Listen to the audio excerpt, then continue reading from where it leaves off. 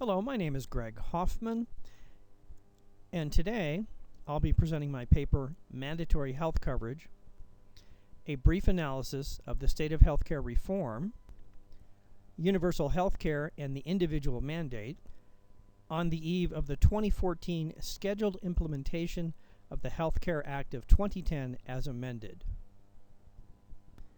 The Healthcare Act of 2010, or HCA, promises historic changes in public health delivery and health equality. After years of extensive political discourse, legislative activity, and ongoing judicial challenges, the HCA expands healthcare, redistributes personal, professional, and governmental responsibilities, and shifts costs towards a more equitable distribution. The HCA introduces new payment methods and incentives that promote integrated care delivery models, utilizing patient-centered medical homes, accountable care organizations, integration of primary care and behavioral health, utilization of interdisciplinary provider teams to coordinate patient care, and takes advantage of new health information technologies to provide financial incentives, bundling pay for performance, and assess, assure, and monitor quality.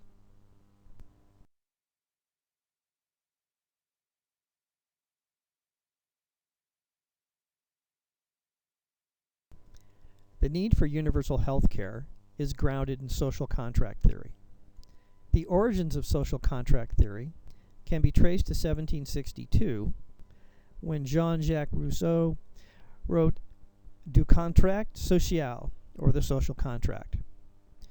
Rousseau, commenting on the evolution of European society, proposed a social contract, stating man was born free, but everywhere is in chains. The social contract allows individuals to retain their freedom by granting authority to govern others' freedoms and their own via implicit contracts or covenants by all societal members. Extending the social contract to all members of society gives us the same concept that produced welfare. Welfare in the colonies can be traced back to the adoption of British Poor Laws, where able-bodied were offered employment and the enfeebled were offered cash assistance. In the aftermath of the Great Depression in the 1920s, the Social Security Act of 1935 was passed. This further extension of the social contract supported people in their retirement by a tax on working people. In recent decades, the cost of welfare has become a significant issue.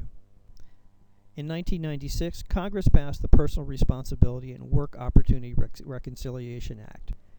This modified welfare from an entitlement program to a conditional entitlement program and introduced the concept of from welfare to work. Many federal departments extend this policy forward. HHS, HUD, the Departments of Labor, Agriculture and Education, and the continued welfare tradition is an extension of the social contract theory.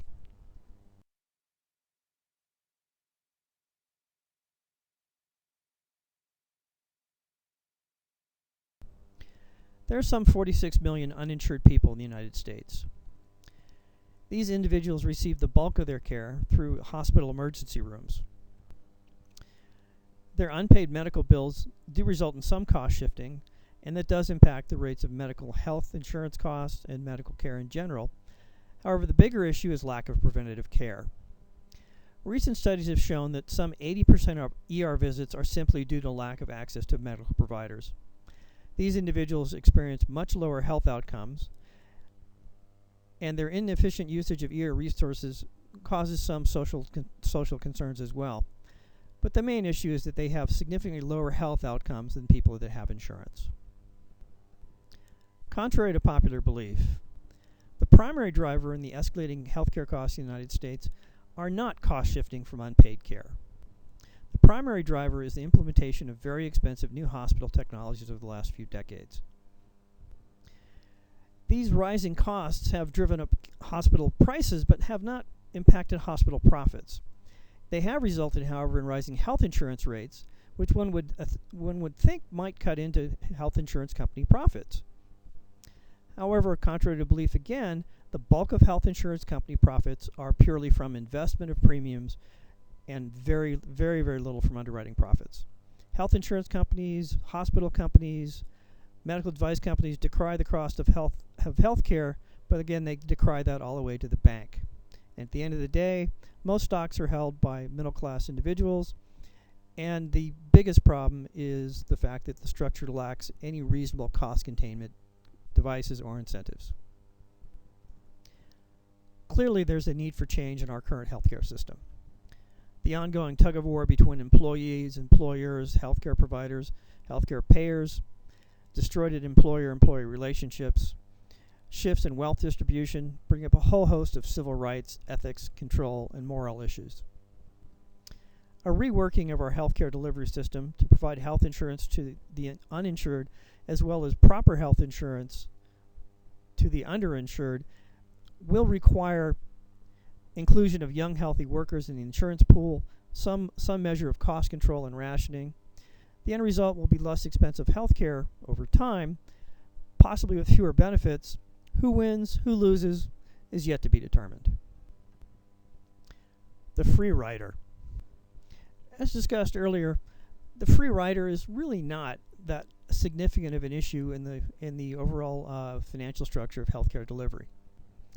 However, due to equity concerns and other political pressures, in 1986, the Emergency Medical Treatment and Active Labor Act, an unfunded mandate requiring that all hospitals provide emergency care to individuals regardless of citizenship status, insurance status, or ability to pay, has resulted in significant concern about free riders who are abusing the system. One of the primary drivers of the HCA is the individual mandate. The individual mandate requires individuals to purchase health care or face a modest tax penalty. President Obama, utilizing the bully pulpit, was able to push through the HCA mostly mostly unchanged to its present form. However, the Republican Party continues to attempt to repeal, defund, delay, or otherwise eviscerate the HCA. Interestingly, the Republican Party has a very long history of proposing very similar healthcare reforms, and the HCA's past closely resembles Romney Care. Under the HCA, all Americans will have some type of health insurance, and it is vital that younger, healthier workers join the insurance pool in order to spread the risk and able to fund medical care and also to be able to fund medical care for older, less healthy individuals. However, by 2014, some 60% of employees will be receiving employer-sponsored health care coverage. Some 12% of lower-income Americans will receive Medicaid or CHIP, and households whose premiums exceed 8% of their household income are eligible for significant subsidies and reduced co-payments. One of the significant criticisms of the HCA is that the 1% tax penalty, increasing to 2.5% tax penalty by 2006, is simply too low to drive younger, healthier workers into the insurance pool. The HCA defines large employers as those companies that employ 50 or more full-time equivalents. The HCA requires that all full-time employees are provided with health insurance, and employers are required to subsidize significant portions of the cost. Employers who fail to provide health insurance can face severe tax penalties. While the HCA will improve transparency over time, hopefully this will diminish the tug-of-war between employees and employers and reduce the pressure to hire multiple part-time workers simply to evade the healthcare costs of hiring fewer full-time workers. These changes have significant impact, and at present they do lack consensus as to how this will work out. The HCA defines small businesses as companies who hire less than 50 full-time equivalents. However, small businesses, just as large businesses, are required to provide health insurance and face the same penalties if they fail to do so. However, small businesses have access to significant subsidies to offset premium costs and have access to the Small Business Health Options Program, or SHOP, which allows them to purchase insurance at lower costs than if they were to purchase them individually. These subsidies will allow some small businesses to offer health insurance with minimal financial burden. This can result in a more stable full-time workforce. Due to the highly variable nature of small businesses, there is lack of consensus regarding the HCA's impact. July 2nd, 2013, the Obama administration announced a penalty enforcement deferral for all large and small businesses.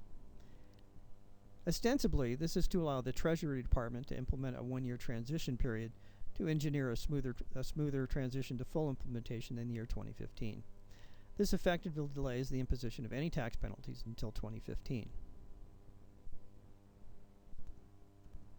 One of the most significant and contentious portions of the HCA is the Medicaid expansion. The Medicaid expansion ensures availability of health care for low-income working and non-working poor people. The Medicaid expansion changes the income eligibility from 100% of the federal poverty level to 133% of the federal poverty level.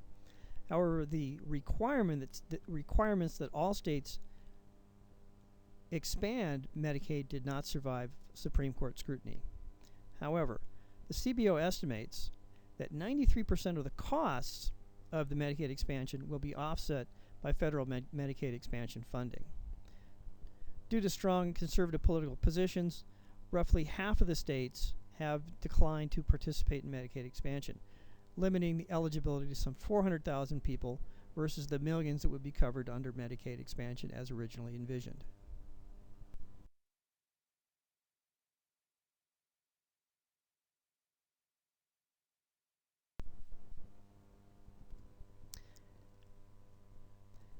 Emma Lazarus' famous poem, The New Colossus, found on the base of the Statue of Liberty. Give me your tired, your poor, your huddled masses yearning to breathe free, the wretched refuse of your teeming shore. Send these, the homeless, tempest off to me. I lift my lamp beside the golden door. This warmth and welcome extended to new arrivals at the close of the 19th century, an era of expanding opportunities, is obviously lacking in the present healthcare system. In the era of significantly increased competition, shifting of wealth, and a selfishness rather than selfless position has been taken by many people in government and large percentages of the population. Implementation of the HCA will result in decreased daily losses, increased gross domestic profit, greater healthcare equity. The degree and timing of these issues are subject to the vagaries of the political process and the economy, but the basic legislative mandates in the HCA at the beginning of the 21st century will lead to a more equitable distribution of health and opportunity. Despite the HCA's rocky start, it will evolve into a self-funded healthcare delivery system as younger and healthier workers join the insurance pool. In order for the HCA and other public health programs to continue, they require continued public health education and promotion, changes in social norms, and the financial realities needed to support these historic changes in public health. Thank you very much. Thank you very much. My references follow on the next 3 slides.